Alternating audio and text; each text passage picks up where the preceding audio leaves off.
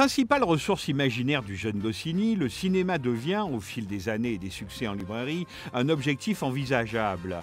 D'abord spectateur désabusé d'adaptations faiblardes qui échappent à son contrôle, Goscinny reprend les rênes à la fin des années 60, décennie qu'il aura vu mettre le pied dans la porte.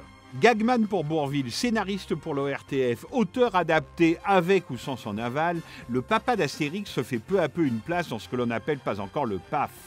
La rencontre avec Pierre Tchernia, figure de l'audiovisuel hexagonal et futur alter ego, est décisive. Elle marque le début d'années fécondes au cinéma et à la télévision. La création à quatre mains du Viager, modèle de comédie à la française, les mini-chroniques dont Goscinny est à la manière d'un Alfred Hitchcock avant lui, à la fois l'auteur et le présentateur, ou encore deux romans en Gaule, pochade hilarante réalisée par Tchernia, dans laquelle on croise tous les dignes représentants d'un certain humour français 60s. Mais c'est bien le dessin animé qui reste l'horizon goscinnien. Au fil des triomphes, celui-ci n'a jamais oublié son inspiration de jeunesse, le cinéma d'animation.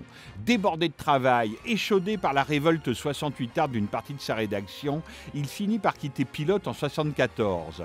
Et il joue tapis dans la création de toutes pièces d'un studio d'animation, entreprise inédite dans un paysage français où survivent quelques artisans géniaux comme Paul Grimaud ou René Laloux.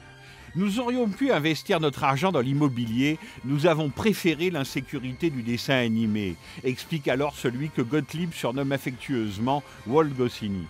Pour se donner les moyens de ses ambitions, il embauche 60 personnes, dessinateurs, animateurs, gouacheurs, qu'il loge dans les locaux des studios Idéfix et fait créer un département animation à l'école des Gobelins, chez qui Pixar et les plus grands studios américains viennent aujourd'hui faire leur marché.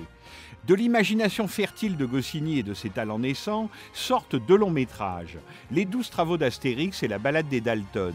Deux pépites d'inventivité et de sophistication pop, géniale machine à recycler la cinéphilie gourmande de Goscinny, où se croisent les fantômes de Cécile B2000, d'Anthony Mann, Gary Cooper, Gene Kelly, Vincente Minnelli, Stanley Donen et John Ford et encore John Ford. C'est là, sur les cellulos des studios Idéfix, que certaines des idées les plus folles et les plus purement cinématographiques de Goscinny se matérialisent.